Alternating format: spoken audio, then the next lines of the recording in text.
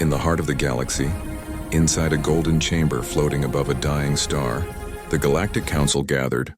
Hundreds of alien leaders sat in silence, their glowing eyes fixed on a hologram of a small blue planet. Earth. Admiral Krivak, the leader of the Empire's fleet, stepped forward. His metallic armor reflected the star's light. "Earth is weak," he said proudly. "Their weapons are old. Their armies are divided. One strike, and they will fall." The hall filled with laughter. Some called Earth a primitive world. Others said humans were just clever animals. But one old council member, Elder Soren, did not laugh. He looked at the planet's image with deep concern. "I have seen humans before," he said softly. "They fight even when they know they will lose. There is something in them, something dangerous." Krivak smiled. "Dangerous to us?" His voice echoed through the chamber. "Our empire has crushed 1,000 worlds. Earth will be no different." The vote began. Every light turned red in Vade. Elder Soren's hand trembled as he pressed blue. No, but his was the only one. As the council ended, the fleet began to move. Massive ships, dark as night, rose from orbiting docks. Their engines glowed like stars as they turned toward Earth. In the cold silence of space, Elder Soren watched them leave. He whispered to himself, "You fools. You have no idea what you've just awakened." And far away on the little blue planet, hidden satellites detected something strange approaching. Earth's defense systems came online. The invasion had begun.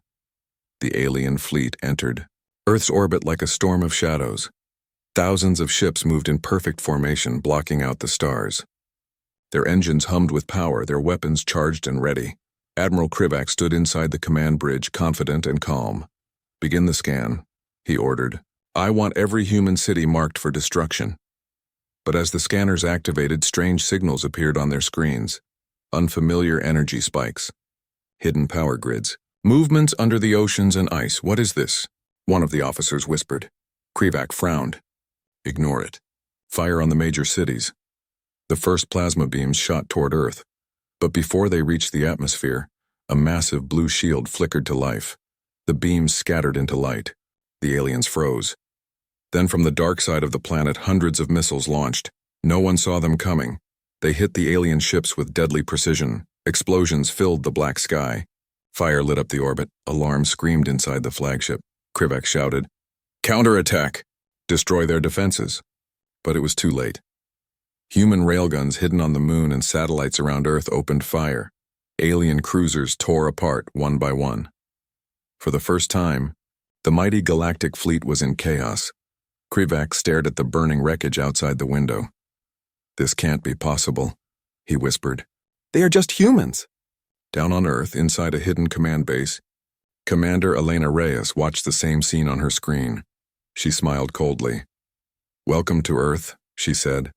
And in that moment, the galaxy's greatest invaders realized the real war had only just begun. Across Earth, the night sky burned with fire. Falling wreckage from alien ships lit the oceans and deserts. But humanity was not celebrating yet. This was only the beginning. In a hidden base deep under the Rocky Mountains, Commander Elena Reyes stood before a glowing hologram of the planet. Her voice was calm but sharp. "They came to conquer," she said, "but they forgot. We've been fighting for survival since the beginning of time. Soldiers, engineers, and scientists worked without rest. Old satellites were reactivated. Underground bunkers opened and secret prototypes were brought online. Operation Dawnfire had begun." Elena looked at her team. "Hide our lights. Cut communication. Let them think we are broken. Then we strike harder." Around the world, cities went dark.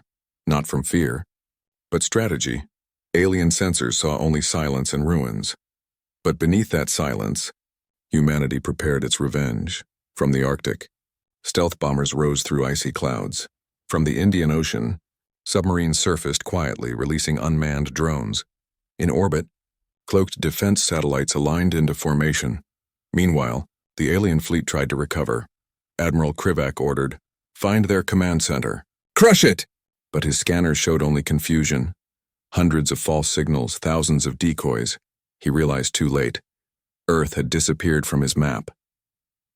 Back underground, Reyes whispered, "You wanted a war? Now you'll have one." Her words echoed through the command hall. The screens glowed red with the countdown for the next strike. As the timer reached 0, Earth fired again, stronger, faster, and deadlier. The age of resistance had begun. The war for Earth reached its breaking point. Space above the planet had become a graveyard, filled with burning ships. Floating wreckage and silent screams carried through the void. Admiral Krivak stood on his flagship, watching the chaos. His officers shouted reports. But the news was always the same. Defeat after defeat. Human tactics were unpredictable, their courage impossible to measure. "How are they doing this?" Krivak demanded. "They have no empire, no colonies, no fleets." But deep inside Earth's orbit, something massive began to move, a shadow darker than space itself.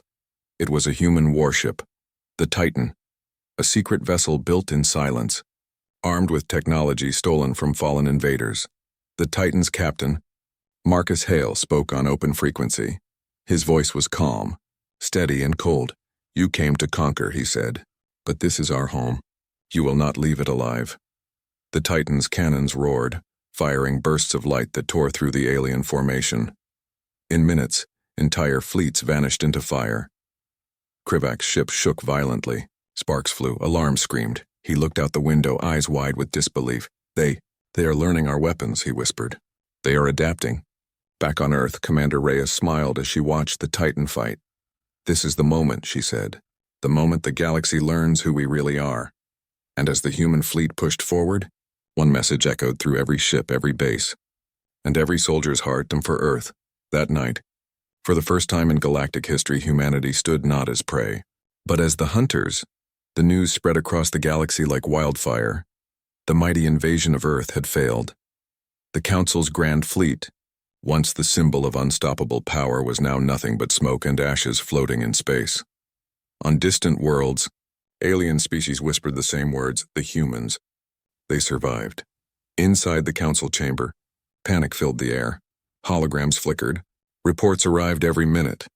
Entire colonies rebelling, soldiers refusing orders, systems collapsing. The Empire was falling apart. Admiral Krivak, injured and exhausted, was brought before the Council. He knelt on one knee, his armor cracked, his pride broken. "They were not what we thought," he said weakly. "They fought like nothing I've seen before. They fight as if death means nothing to them." Elder Soren stepped forward, his old eyes full of sorrow. "I warned you," he said. "You looked at their weapons, but not their hearts." The Council chamber shook as explosions echoed from nearby ships. The rebellion had reached their doorstep. Soren turned to Krivak. "Do you see now?" Earth was never weak. They were only quiet. Krivak looked up slowly. "What will happen to us now?" Soren sighed. "Now the galaxy will change forever, and humanity will lead that change." As fire spread through the once proud capital, Krivak whispered his final words. "Perhaps they deserve to win." Far away in Earth's orbit, the Titan floated silently among the stars. Commander Reyes watched the burning Council world from her screen. She said softly, "Let them see. Let them remember." For the first time, the galaxy bowed its head, not in fear, but in respect for humanity. The war was over. For the first time in history, the stars were silent, the Council had fallen, and the galaxy was free. On Earth, cities that once trembled in fear now shone with light. People walked beneath the same sky they had fought to protect. There were no borders anymore, no divisions, only one united name, humanity. Commander Elena Reyes stood at the launch platform, watching the new flagship rise slowly into orbit. It was called the Horizon, built from both human and alien technology, a symbol of what came after victory. Beside her, Captain Marcus Hale of the Titan smiled. "Hard to believe it's over," he said. Reyes looked up at the stars. "It's not over," she replied. "It's just the beginning." Across the galaxy, freed worlds raised new banners, and not of empires, but of peace. Many looked toward Earth for guidance, seeking the strength that had once defeated the impossible. But humanity didn't seek to rule.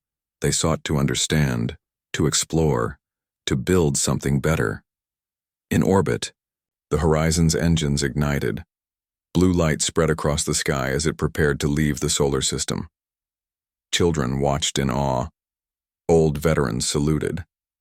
And as the ship vanished into the deep unknown, a voice echoed across every broadcast. They thought Earth would fall, but humanity rose higher than ever before. The galaxy would remember that day, not for the war, not for the victory, but for the moment humanity reached the stars, not as conquerors but as guardians of hope, and beyond the distant nebula a new story quietly began.